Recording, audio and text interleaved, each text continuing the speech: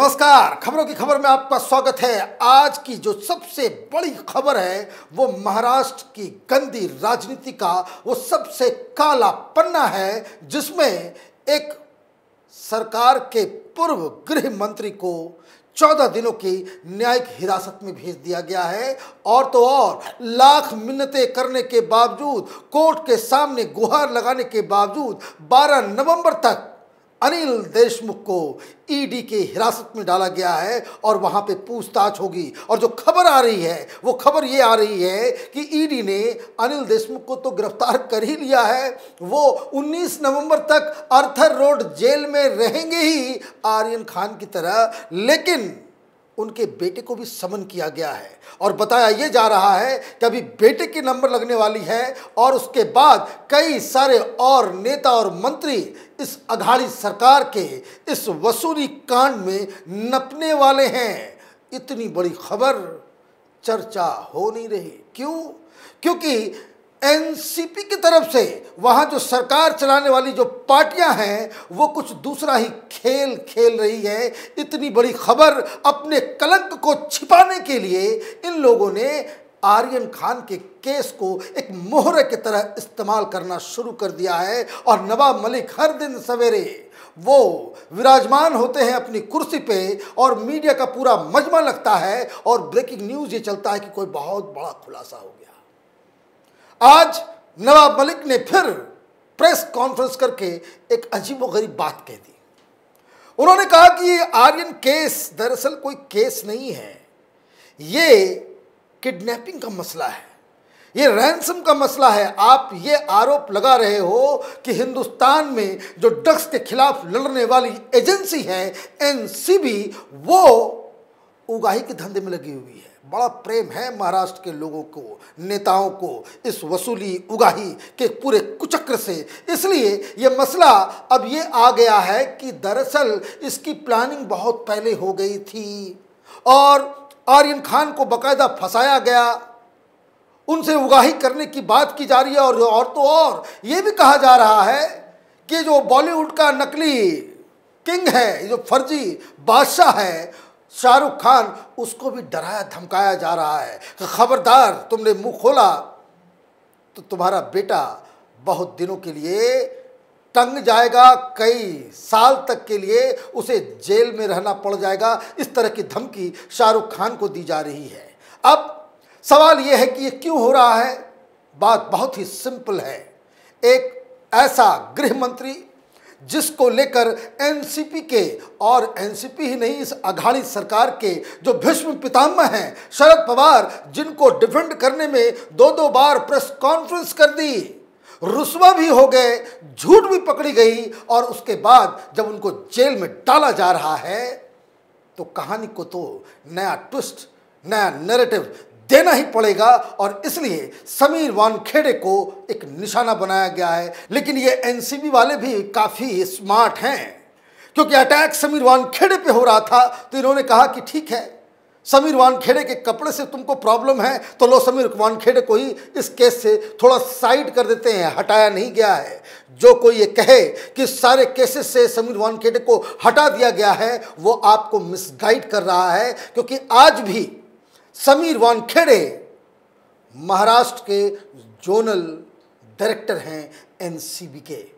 और इसलिए ये सारी बातें जो हो रही है हवाई, लेकिन आज जो नवाब मलिक ने आरोप लगाए हैं उसको ज़रा गौर से समझना ज़रूरी है।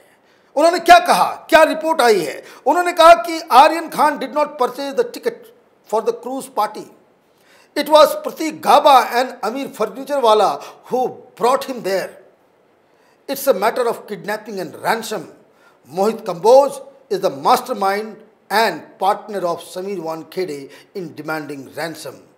एनसीपी लीडर नवाब मलिक, ये एनआई का ट्वीट है जो प्रेस कॉन्फ्रेंस में उन्होंने कहा, अक्षरशः बता दिया गया है यहाँ पे। अब ये कह रहे हैं कि फला आदमी ने, कोई फर्नीचर वाला है, उन्होंने आर्यन खान को वो वहां लेकर के गए। कोर्ट में क्या हो रहा है? कोर्ट में आर्यन खान इस नवाब मलिक से एग्री नहीं करते।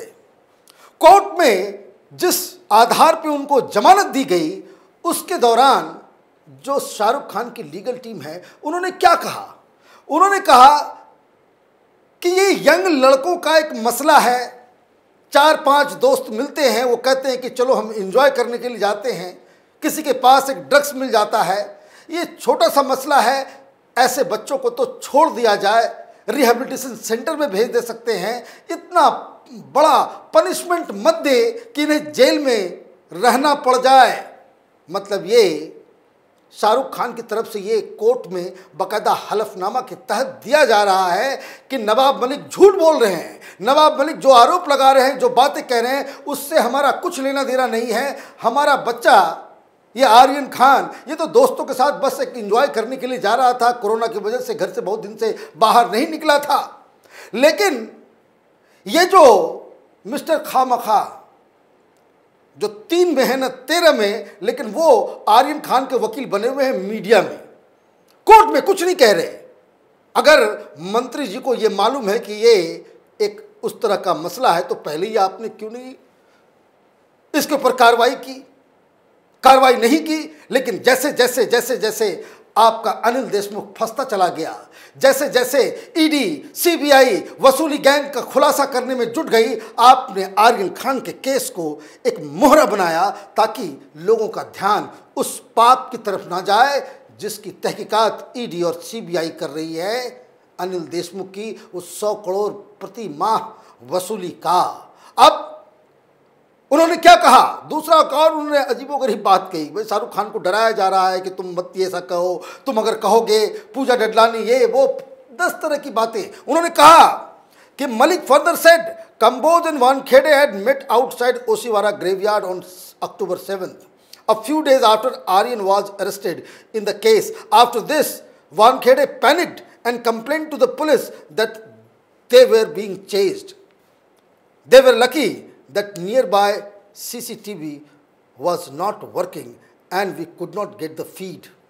Malik was quoted as saying by news agency ANI.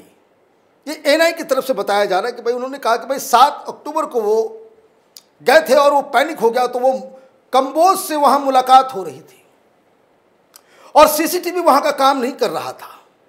अच्छा, सीसीटीवी एक ही लगा रहता है, एक ही सीसीटीवी पूरी जगह पे है। ग्रेवयार्ड वो गए, मनोज कंबोज भी गया होगा, घर से निकला होगा, आसमान में मिस्टर इंडिया की तरह तो गया नहीं होगा।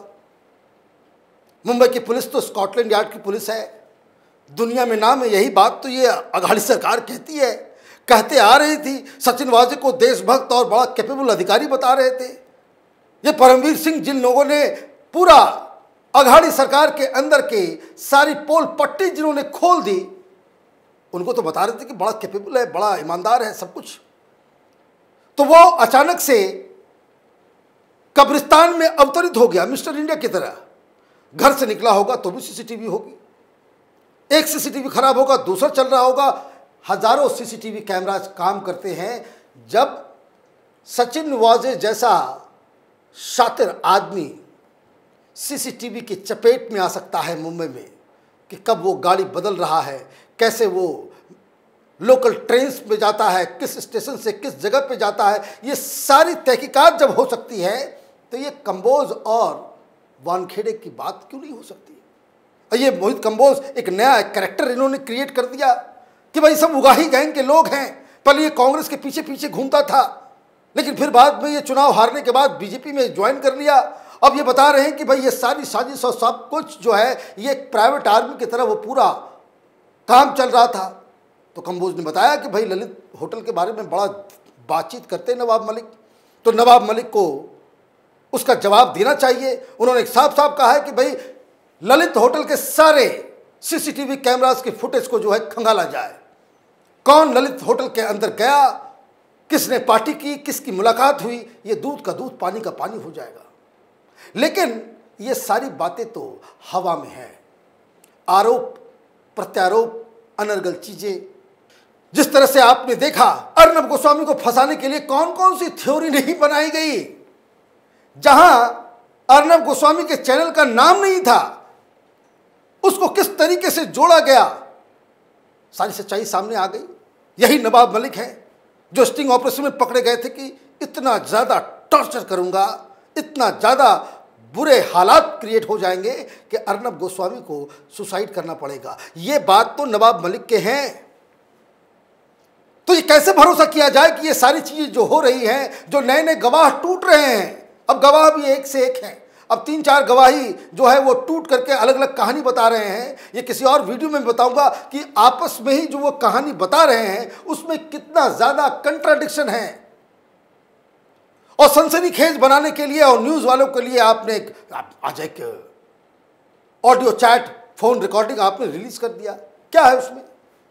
सनसनीखेज खुलासा चल रहा है। ये मीडिया वाले भी हमको समझ में नहीं आता, टेलीविजन वालों को हो क्या गया है। बट सैम डिसूजा को एनसीबी के तरफ से एक नोटिस दिया गया। सैम डिसूजा फोन कर रहा है वीवी सिंह को। वीवी सिंह ये कह रहे हैं कि भाई तुम कौन हो?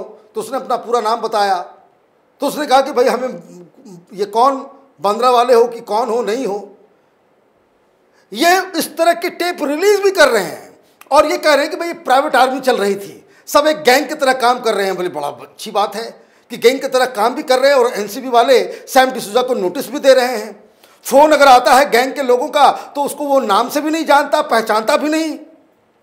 और मीडिया वाले बता रहे हैं कि भाई सनसनीखेज खुलासा हो गया कि उसने बात की। क्या बात हुई? बात तो बस इतनी हुई कि तुमको बताया गया कि भाई तुमको नोटिस दिया गया, तुम एनसीबी ऑफिस पहुंचो। तो उसने कहा कि मैं अभी बाहर हूं, तबीयत मेरी ठीक नहीं है, मैं सोमवार को आ जाता हूं। उसने कहा नहीं, सोमवार को मैं बिजी हूं या किसी और वजह से। उसने कहा कि भाई तुम बुधवार को आओ। तो गैंग मेंबर में इस तरह से चीजें होती हैं और सारे लोग कहानी बना रहे हैं कि भाई वो ऑडियो टेप बाहर आ गया। अरे भाई अधिकारी है, आपको पुलिस की नोटिस आती है, भाई हमें भी नोटिस आया। कोई भी जांच एजेंसी अगर किसी को नोटिस देती है वो फोन करेगा, ये बातचीत हो गई, कौन सी नई बात है। मतलब इससे एक बात समझ में आ रही है, ये ऐसा पॉइंट है कि नवाब मलिक के पास कोई ठोस कंक्रीट सबूत नहीं है। वो कहते हैं ना कि भाई पूछ पकड़ के बैतरनी पार करना, आपके पास कुछ नहीं है लेकिन आपके पास कहीं हाथ लग जाता है कि भाई ऑडियो है, आप उसको चला देते हैं। जो सबूत देना चाहिए कि कंबोज और वानखेड़े की मीटिंग हुई थी, वहां इनके सीसीटीवी खराब हो जाते हैं। बम्बई में अचानक से उस मुलाकात के दौरान सारे सीसीटीवीज खराब हो गए। मनोज कंबोज के घर से लेकर के कब्रिस्तान और समीर वानखेड़े के घर से लेकर के कब्रिस्तान तक के रास्ते के सारे सीसीटीवी जो है वो बंद पड़े थे। क्या कोइंसिडेंस है? तो ये सारी चीजें हो रही है। कहने का मतलब ये है, तमाशा चल रहा है, खेल कुछ और है। खेल बहुत ही सिंपल है। अघाड़ी सरकार का एक पूर्व गृह मंत्री, जिसको लेकर ये सारे लोग ये दावा कर रहे थे कि कोई वसूली नहीं चल रहा, एक सरकार वहां पे लोगों को की सेवा करने के लिए बनाई जाती है। और ये अघाड़ी सरकार तो बनी थी किसानों की आत्महत्या को रोकने के लिए, किसानों की सेवा करने के लिए, और वो उगाही में जुट जाती है। ये आरोप उनके ही अधिकारी लगा रहे हैं, उनके ही लोग लगा रहे हैं जिनके साथ मिलके आप काम कर रहे थे। और ये कलंक धोने के लिए आपने आर्यन खान और शाहरुख खान का नाम का इस्तेमाल करना शुरू कर दिया। लेकिन हकीकत यही है कि सत्य वो परेशान हो सकता, हारता नहीं है। एक एक की सच्चाई दुनिया के सामने आएगी। समीर वानखेड़े अगर उगाही कर रहे होंगे तो दुनिया के सामने वो उनको भी लज्जित होना पड़ेगा। और अगर अघाड़ी सरकार के मंत्रियों को लगता है कि वो इस तरह के प्रेस कॉन्फ्रेंसेस करके किसी ईमानदार शख्स के ऊपर कीचड़ उछाल करके वो बच निकलेंगे, तो आज के ज़माने में ये पॉसिबल नहीं है। हमारी नज़र इन खबरों पे बनी हुई है। आप देखते रहिए कैपिटल टीवी। हमारे वीडियोस को लाइक कीजिए, शेयर कीजिए और हमारे चैनल को सब्सक्राइब कीजिए। धन्यवाद।